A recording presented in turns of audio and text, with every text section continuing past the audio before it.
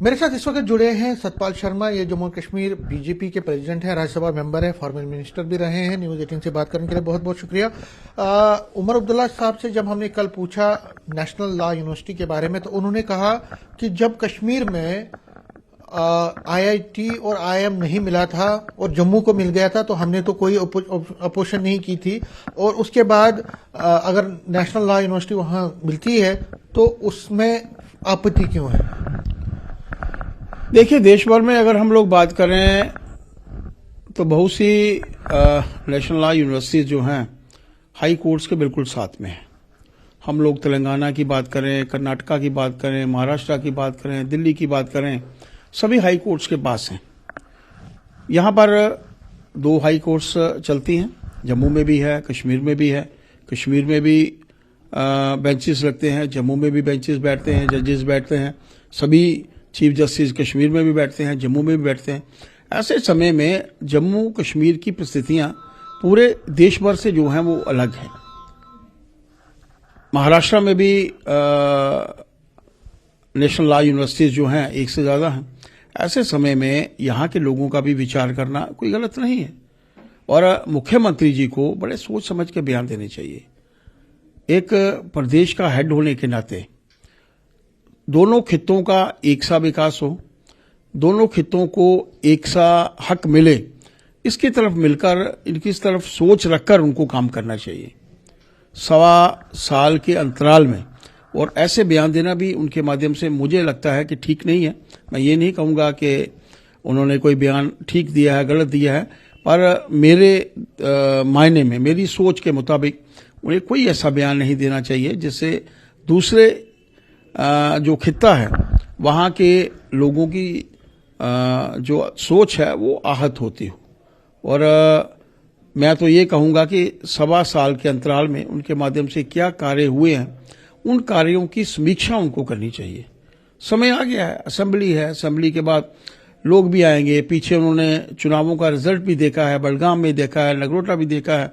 ऐसे समय में कुछ सीख उनको लेनी चाहिए, और यहाँ के हित में काम जो होते हैं उन हित में काम जो है हम उन लोगों को करने चाहिए। लेकिन वो ये कहते हैं कि कश्मीर को नहीं उस टाइम मिला था, आईआईटी आईएम की उन्होंने बात की। तो बीजेपी क्या मानती है कि अगर आप तो खुद कह रहे हैं कि इक्वल डिस्ट्रीब्यूशन होनी चाहिए, तो अगर आईआईटी आईएम वहां नहीं है तो क्या वहां भी खोलनी चाहिए, ऐसा आप मानते हैं? देखिए, मैंने कहा कि किसी भी खित्ते का विकास पीछे नहीं रहना चाहिए। जब डेवलपमेंट के कार्य होते हैं तो कहीं भी केंद्र जो सरकार बैठी है, यहाँ वो 6 वर्ष का अंतराल जो 370 हटने के बाद, 35 हटने के बाद हम लोगों ने देखा है, कहीं भी कश्मीर का कम विकास नहीं हुआ है, जम्मू का कम विकास नहीं हुआ। एक सा विकास करना यही तो हमारी प्राथमिकता में है, एक नजर से देखना यही तो हमारी प्राथमिकताओं में से है। ऐसे समय में मुख्यमंत्री जी को भी ये ठीक है कि वो 1.5 लाख वोट कम लेने के बावजूद आज सत्ता में है, सत्ता उनके पास है। उनको भी चाहिए एक ही नजर से दोनों खित्तों को देखें, एक सा विकास, एक से कार्य। आज जरूरत भी है। जम्मू किसी भी तरीके से कश्मीर से पीछे नहीं है, और मैं ये भी कहूंगा कि कश्मीर भी जम्मू से किसी भी तरीके से पीछे नहीं है। दोनों समकालीन चलेंगे तो जम्मू कश्मीर का विकास होगा। एक तरफ रह जाएगी तो दूसरी तरफ से बड़ी तरक्की भी हम लोग करेंगे, तब भी स्टेट पिछड़ी हुई दिखाई देगी। आज के समय में स्टेट को आगे ले जाने की आवश्यकता है। बहुत से मापदंड हैं जिसमें हम लोग पीछे हैं, किसी में 22वें स्थान पर है, किसी में 23 में है, किसी में 24 में है, किसी में पीछे है, किसी में आगे भी हो सकते हैं। लेकिन सभी में अगर हम लोग आगे रहना चाहते हैं तो ये जो जनता है, देश के प्रधानमंत्री अगर 140 करोड़ जनता को साथ लेकर चलने की बात सोचते हैं तो क्या 1.25 करोड़ जनता को साथ पर लेकर चलना मुख्यमंत्री जी के लिए कोई मुश्किल कार्य है क्या? वो भी तो इस प्रदेश के मुख्यमंत्री हैं, उनको इसकी तरफ मिलकर विचार करना चाहिए। सर जी, आगे चल के अब पार्लियामेंट सेशन हो रहा है, 28 तारीख से बजट सेशन भी अब हो रहा है। बजट सेशन के सिलसिले में बजट सेशन जम्मू कश्मीर में भी हो रहा है, दिल्ली का भी बजट आ रहा है। क्या एक्सपेक्टेशन करते हैं आप? पहले अगर हम सेंट्रल बजट की बात करें, यूनियन बजट की बात करें, तो आपको क्या लगता है कि एरियाज कहाँ पे हैं जहां आपको लगता है कि इस बजट में आप चाहते हैं कि जम्मू कश्मीर के लिए कोई कंसेशन हो या डेवलपमेंट प्रोजेक्ट? आपकी की एरियाज कहाँ लगता है आपको कि उस पर फोकस होना चाहिए? देखिए, कुछ रोड्स की डेवलपमेंट को लेकर मैं चाहूंगा, और मैं अपने प्रश्न भी मैंने उसी तरीके से बनाए हैं। कुछ यहाँ की एक शांति बहाली की प्रक्रिया में किसी तरीके से कमी ना आए, बीडीजीज को लेकर कुछ सवाल जो हैं वो मैंने रखे हैं। और मैं चाहता हूं कि टूरिज्म को लेकर जम्मू में भी टूरिज्म हो सकता है। देखिए, जब हम लोग सर्किट बनाते हैं तो लोग बाहर से जब आते हैं, जब वो ट्रेन से यहाँ पर उतरते हैं तो वो आगे इसी रास्ते से आगे जाएंगे, तो कहीं ना कहीं अगर सर्किट कंप्लीट होता है तो वो उसका हिस्सा बन सकते हैं। और इसके लिए हम लोगों को प्रयास करना है, जम्मू कश्मीर में एक अच्छा वातावरण बने, इसके लिए हम लोगों को काम करना है। टूरिज्म के बहुत ज्यादा सेटअप जो हैं यहाँ पर क्रिएट हो सकते हैं, और मेरा मानना है कि हम लोग इस विषय में हम कर। अगर हम जम्मू कश्मीर के बजट की बात करें तो उमर साहब ने कहा है कि हम बहुत बड़े जो है वादे जो हमने किए हैं उनको हम पूरा कर लेंगे। तो क्या आपको एक्सपेक्टेशन है जम्मू कश्मीर के बजट में? क्या आपको लगता है जैसे डेली वेजर्स का मसला है, इन्होंने 12 गैस सिलेंडर देने का वादा किया है, इसी तरह से बाकी जो इश्यूज हैं, क्या आपको लगता है कि कुछ होगा कि ऐसे ये सिर्फ वादे ही कर रहे हैं तो वफा नहीं हो रही है? देखिए, 1 साल 3 महीने के अंतराल में इनके माध्यम से क्या हुआ है, इस विषय के ऊपर भी आप लोगों को चर्चा करनी चाहिए। मैं तो चाहूंगा इनके समय के अंतराल में कुछ हो। हम लोग भी चाहते हैं लोगों को उनका हक मिले। एक सत्ता में बैठी हुई पॉलिटिकल पार्टी है, अगर वो लोगों का विकास नहीं कर सकती तो क्यों कर वो सत्ता में है?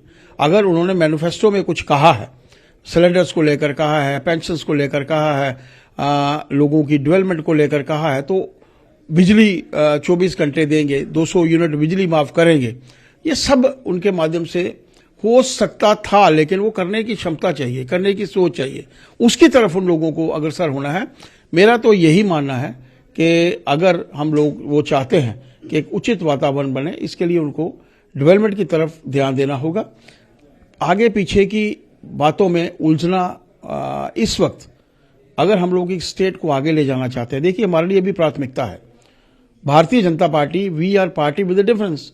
हम लोग अगर सत्ता में हैं या सत्ता से बाहर हैं, या हम लोग सत्ता से बाहर हैं, केंद्र में हम लोग सत्ता में हैं, बहुत से प्रदेशों में हम लोग सत्ता में हैं, वहां भी डेवलपमेंट चाहते हैं। जहां हम लोग सत्ता में नहीं है, हम लोग कभी नहीं चाहते कि डेवलपमेंट ना हो, यहां भी हम लोग चाहते हैं। हालांकि यहां का पैसा भी लगभग सारा पैसा जो है, मेजोरिटी पैसा केंद्र से आता है, और हम लोग भी चाहेंगे, हम लोग बात भी करते हैं।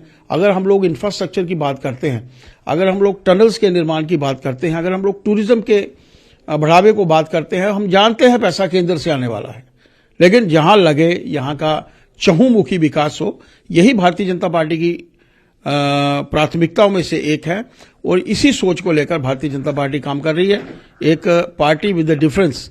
इसलिए भारतीय जनता पार्टी आज विश्व की सबसे बड़ी पॉलिटिकल पार्टी जो है वो बनी हुई है। लास्ट में पूछना चाहूंगा, सेशन दोनों हो रहे हैं, पार्लियामेंट सेशन भी और जे.एंड.के जो असेंबली सेशन है वो हो रहे हैं, लेकिन जम्मू कश्मीर असेंबली का इसमें टेक नहीं है, लेकिन पार्लियामेंट पे सबकी नजरें होती हैं, और खासकर जो नेशनल कॉन्फ्रेंस, कांग्रेस जैसी पार्टीज हैं, वो ज्यादा नजरें गड़ाई रहती हैं कि कहीं ना कहीं कुछ ना कुछ स्टेटहुड के बारे में कोई ना कोई पेशरफ्त हो। अभी 28 को फिर असेंबली पार्लियामेंट सेशन शुरू हो रहा है, तो कल से ही या कुछ दिनों से ही लगातार नेशनल कॉन्फ्रेंस और कांग्रेस के लोग, और कल कांग्रेस ने प्रोटेस्ट भी किया था इस पे, क्या जवाब है आपका कि कब तक ये स्टेटहुड का जो है मसला जो हल होगा? देखिए, उचित परिस्थितियां, प्रधानमंत्री जी का भी एक आह्वान और होम मिनिस्टर साहब का भी आह्वान, समय समय पर मैं बात करता हूं। उचित परिस्थितियां हम लोग आने ही नहीं देना चाहते, यहां का वातावरण ही ऐसा क्रिएट हम लोग करते हैं, और बड़े नेताओं के बयान, छोटे बयान, बड़े नेताओं के छोटे बयान शोभा नहीं देते। आपने कभी सुना कि देश के प्रधानमंत्री जी ने, होम मिनिस्टर साहब ने, कभी हमारे हेल्थ मिनिस्टर साहब ने, पार्टी के हमारे अध्यक्ष या बड़े कोई हमारे नेता, जितने भी यूनियन मिनिस्टर हैं, माननीय राजनाथ जी हैं, या इन्होंने कभी कोई बयान छोटा दिया हो? बड़े नेता द्वारा छोटा बयान कहाँ क्या होना है, कौन स्टेटहुड की मांग, कौन अलग से स्टेटहुड की मांग कर रहा है, और उसके ऊपर हमारी टिप्पणियां, उनकी टिप्पणियां, ये कोई शोभा नहीं देती। आज जरूरत है, मैंने कहा 1 साल 3 महीने के अंतराल के बाद 1.5 साल हो जाएंगे, फिर 2 हो जाएंगे, फिर 3 हो जाएंगे, फिर चौथे साल के बाद तो उल्टी गिनती शुरू हो जाती है, फिर लोग गिनना शुरू कर देते हैं। मैंने पहले भी कहा, इन्हें डेवलपमेंट की तरफ ध्यान देना चाहिए। बदकिस्मती है हमारी भी, लोगों की भी। 1.5 लाख वोट कम लेने के बावजूद ये सत्ता में है। जब ये सत्ता में है तो इसके मुताबिक काम क्यों नहीं करते? क्या मांगना चाहते हैं, क्या करना चाहते हैं? लोगों को बिजली दीजिए, लोगों को पानी दीजिए, लोगों की समस्याओं का समाधान कीजिए, लोगों को सिलेंडर दीजिए, लोगों को 200 यूनिट बिजली मुफ्त दीजिए, लोगों को पूरा समय बिजली दीजिए। यही तो हमारी प्राथमिकताओं में होना चाहिए। ट्रांसफर्स हमारी प्राथमिकता में नहीं है, एलिवेशन हमारी प्राथमिकताओं में नहीं है। ये एक जनरल एक छोटा सा प्रोसेस है, लेकिन इसकी तरफ अहमियत, बड़ी चीजें ऐसी हैं मैं जो गिनाना नहीं चाहूंगा मीडिया के माध्यम से। मेरे जैसे कार्यकर्ता को ऐसी चीजें गिनाना शोभा नहीं देता। हम लोग एक पार्टी की विचारधारा से बंधे हुए हैं, जिनके लिए हमारे लिए देश का हित जो है वो सबसे पहले है। पार्टी हमारे लिए बाद में आती है और उसके बाद हम समय बिल्कुल अपने आप को अंतिम में जो है वो पाते हैं, क्योंकि हमारे लिए अपना हित सर्वोपरि नहीं है, हमारे लिए देश का हित सर्वोपरि है। और जब देश का हित हमारे लिए सर्वोपरि है तो उस क्षेत्र में हमारा प्रदेश भी आता है। इसका हित जब होगा तो हमारा ऑटोमेटिक हित होगा, और ये हित आज मुख्यमंत्री जी के पास है। उनको इसी की तरफ सार्थकता के साथ काम करना चाहिए, मेरा एक ऐसा मानना है। बात करने के लिए शुक्रिया। कैमरामैन साहिबा के साथ में समीर भट्ट, न्यूज़ 18 जम्मू।